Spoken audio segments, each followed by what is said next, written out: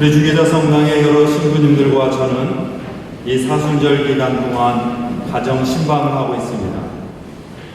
여러 사정 때문에 가정을 방문하는 신방 대신에 때로는 깊은 대화에 집중하는 그런 상담을 나누기도 합니다.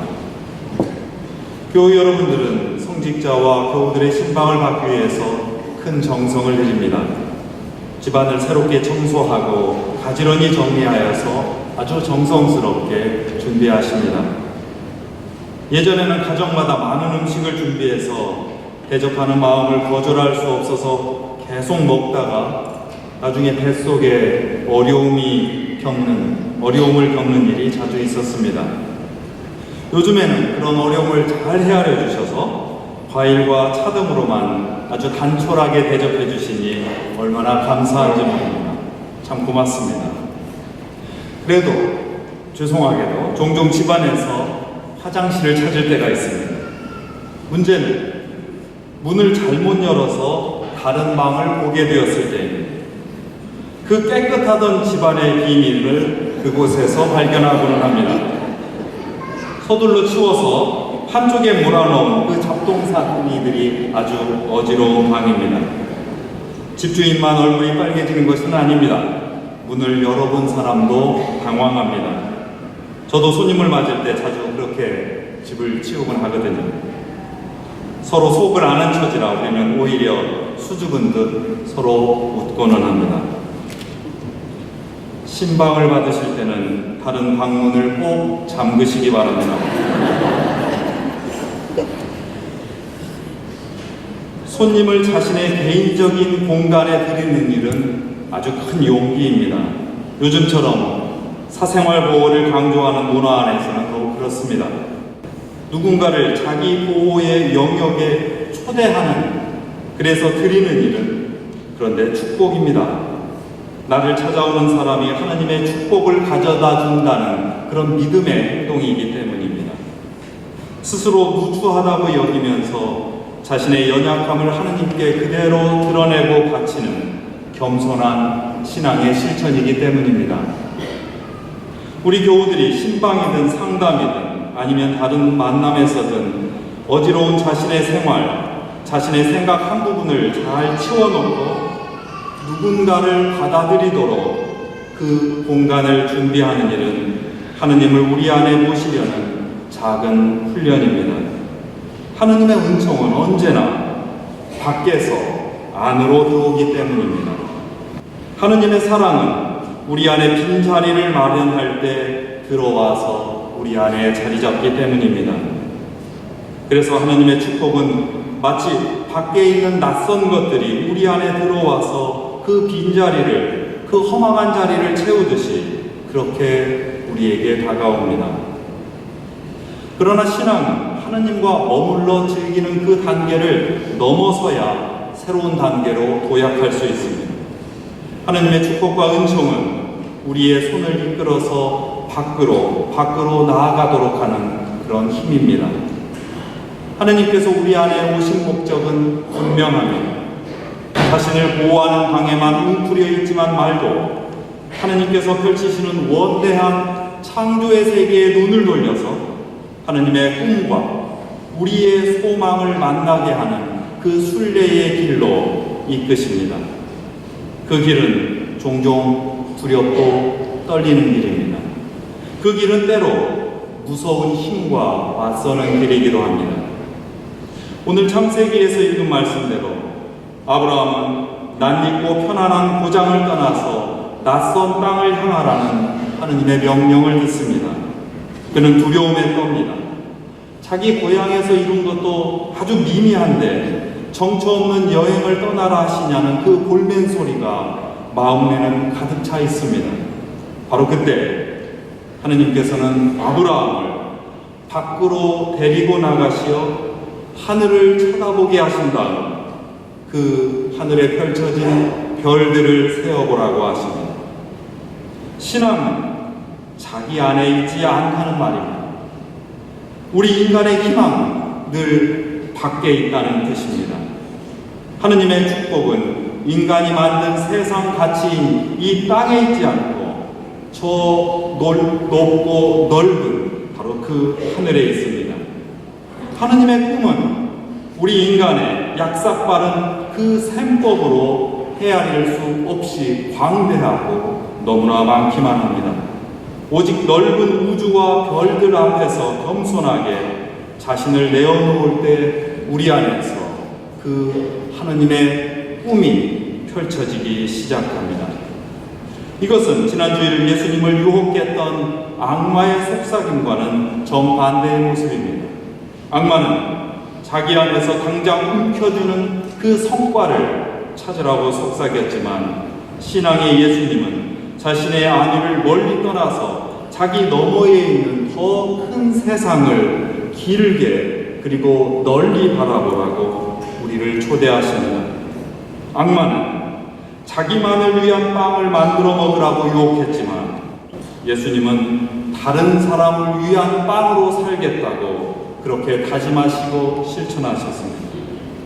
악마는 자신의 지위와 권력을 휘두르며 살라고 유혹했지만, 예수님은 연약한 사람을 품어서 보호하고 격려하는 힘을 선택하셨습니다.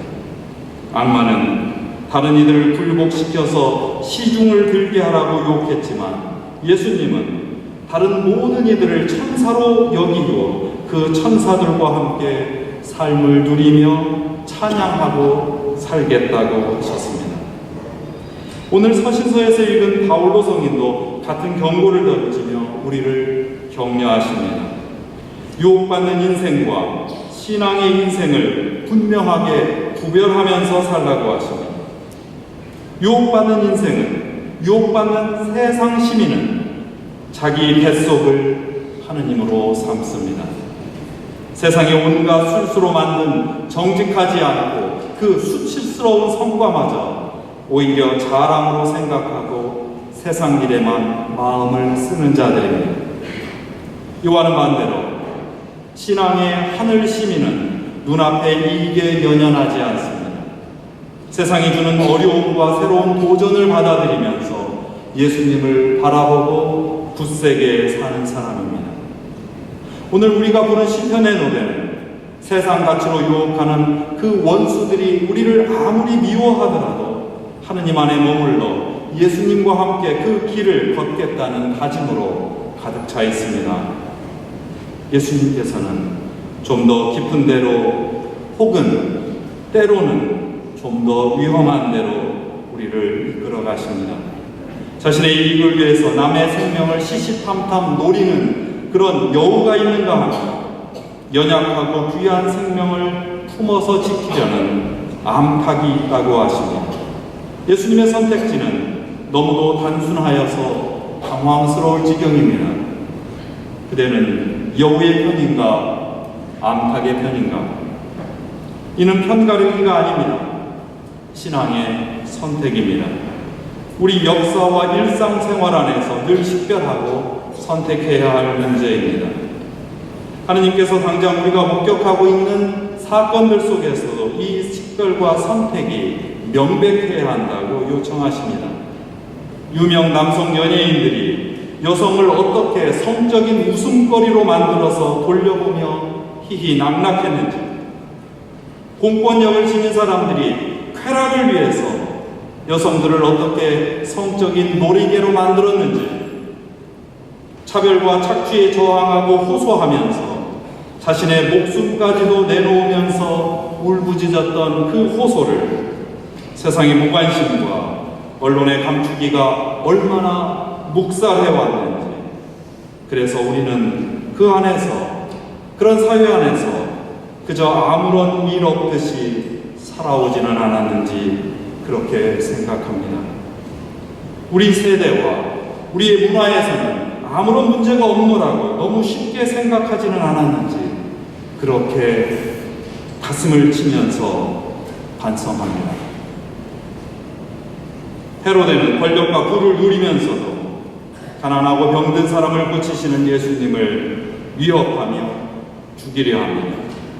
자신이 못하면 다른 사람이라도 잘할 수 있을 터인데, 그래서 그것을 격려하면 될 터인데 예수님을 위협하며 죽이려 합니다.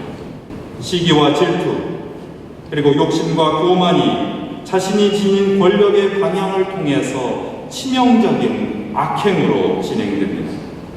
자리 보존과 이익에 따라서 다른 사람을 평가하고 그렇게 이용하는 사람은 생명을 짓밟는 여우입니다. 우리는 2000년 전의 그 여우가 아직도 활개치는 그런 사회를 허용하며 살고 있지는 않은지 다시 한번 물어야 합니다.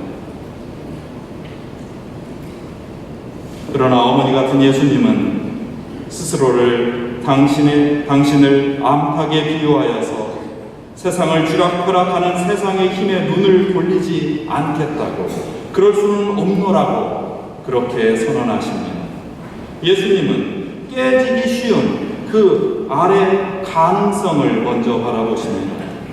병아리처럼 연약한 사람들을 사랑하여서 온몸에 암탉이 알을 품고 병아리를 품듯이 그렇게 감싸 안습니다. 예수님을 따르는 길은 오늘도 내일도 그 다음 날도 계속되는 아주 멀고 험한 길일 수도 있습니다. 세상의 여우들이 병아리와 암탉의 생명을 시시탐탐 노리고 있기 때문입니다. 그 길은 우리 생에, 자기 생에 다 마치지 못하는 길일 수도 있습니다. 그러나 연약한 가능성을 먼저 사랑하고 품는 일을 멈추지 않겠다는 그 다짐이 예수님의 비장한 선언 속에는 매우 선명합니다. 내 뇌에 이 일을 못 마치더라도 알을 깨고 나온 새로운 병아리가 다시 암탉이 되어서 생명을 보호하고 키우는 역사를 이어달릴 것이라는 그런 확신이 묻어납니다. 이것이 역사 안에 있는 신앙이고 미래를 바라보는 선교입니다. 이것이 하느님 나라를 이루려는 예언자 교회의 사명입니다. 예수님의 마지막 경고가 준엄합니다. 밖에 있는 낯선 사람, 연약한 사람, 그리고 정처 없이 서성이는 사람들을 사랑으로 초대하고 품지 않으면 크고 아름다운 성전도 언젠가 곧 무너지고 맙니다. 지은 지 100년이 지나지 않아서 헤로데가 만들었던 그 아름답고 멋진 성전은 완전히 무너져서 역사에서 사라지고 말았습니다. 아무리 아름답고 단단한 성당일지라도 그 자체가 구원의 방주일 수는 없습니다. 아무리 골방에서 목청껏 외쳐도 주님을 만날 수는 없습니다. 오로지 오늘도 내일도 그 다음 날도 세상 밖을 향해서 걸을 때, 낯설고 연약한 이들을 초대하여 사랑으로 품을 때 그리스도께서 우리를 향해서 펼치는 그 구원의 손길이 긴 여행 끝에 다가와 우리를 어루만질 것입니다. 이 교회는 여우의 성전이 아닙니다. 여러분은 세상의 연약한 것들을 품어서 생명을 키워왔던 바로 그런 예수님 암탉의 교회입니다. 이 교회와 여러분은 예수님을 모시고 오늘도 내일도 그 다음 날까지도 주님의 사랑을 품어 세상 밖에 낯설고 연약한 이들과 함께 걷는 복된 예언자 교회입니다. 성부와 성자와 성령의 이름으로 하나님